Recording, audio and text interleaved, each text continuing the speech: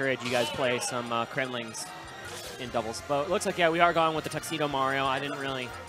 I dreamed and I hoped that we would see the Croc, but wasn't really meant to be. No, I mean, I don't know. Like, Dan seems to kind of be saving King K. Rool for when it's really, really necessary. Other than that, like...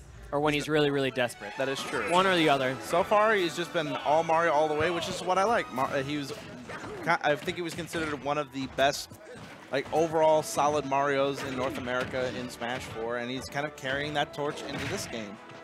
Definitely. And it fits his kind of play style. He's always been known for being very kind of aggressive, very explosive with his punishes.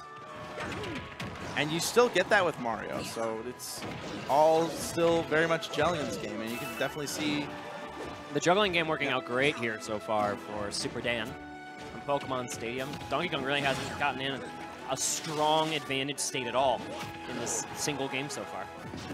Yeah, the name of the game has just kind of been stage control, and Dan has just had it from the get-go. But right now, Seashells kind of battering his way back on with that grounded up B.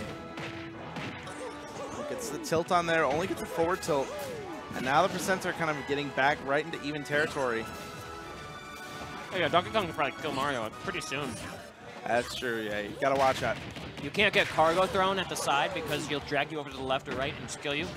Oh, but you don't even need that. You just need to get hit with just the soft hit of back air off stage. That must have been right when Dan double jumped. Very unfortunate timing for him. And whoa, that was like one throw. He's at 44. Another grounded up B, putting a bunch of percent. That's kind of been the go-to escape option for Seashells. Anytime that he's been in a position where he's just getting on the edge of like being in disadvantage on Dan's end, he's just kind of grounded up Bs, and it just manages to get him out of whatever trouble that he's been in. But one extended juggle means this is basically even percents once again. Dan trying to take his time to find an opening, but wow, the pivot back in the forward smash. Hitting strongly here, but not enough to KO. Yeah. DK has the range on that where a dash back from an aerial approach like that is usually super safe, because if you can see it coming, if you can see the aerial coming, if it's telegraphed enough, then you can just dash back and let the forward smash rip without a whole lot of consequence. Ooh, he probably could have got like up smash off of that. He went for regrab, which I respect regrab. Oh, nice parry into the up B, giving him backstage position. Up smash. And still not enough to kill. All right, back air. Dan's got to think of something on this edge guard coming up. You get a lot more vertical distance. Whoa! Oh no, he died off of the trade! I'm shocked that that killed Mario and not Donkey Kong, but I guess that's the world we live in. One up smash, though, on the part of Mario will get that stock, and so now it is even on the last stock apiece. One quick juggle here for Dan is getting in good percent, though. He's still keeping it going. This not letting Seashells land at all. More up airs, up B off the top, and that's going to be enough to kill, only taking a little bit of percent at the end there. That was magnifying glass damage. That wasn't even, like, getting hit by Donkey Kong. That's just getting dusted by the top of the blast zone. Technically a JV2, if you're that kind of person who counts those. I mean, I counted it for Bayo when I would count magnifying. I would not count magnifying glass for a JV. I would count Pichu damage. You want to know what probably would be the most heartbreaking thing? If you're on the JV and you get magnifying damage, but you only get 0.1%. 0.1%. Can you only take that much damage? Is that possible? You know, maybe it is. We need like a Smash Science channel, like proof stuff like that. I think if you're going for a ladder like a Mario ladder, you are stuck in the magnifying glass long enough that it's impossible. However, if you like just like lingered out there maybe for a second with like the end of a back air, just and something. Oh no. Yeah, that was really unfortunate. Seashells just getting chased by Dan all the way over to the end of the stage. Tried to get out of it with a directional air dodge, but the thing about that directional air dodge is he didn't have a jump in that string. So if you're stuck in that kind of lag off stage, DK really does not have the recovery to make it back from something like that. I am a fan of this parry into the Kong Cyclone. Yes. I've seen it a couple times now. It seems like it's really a labbed punish that Seashells has here. It gives you so much stage control. It does a ton of damage.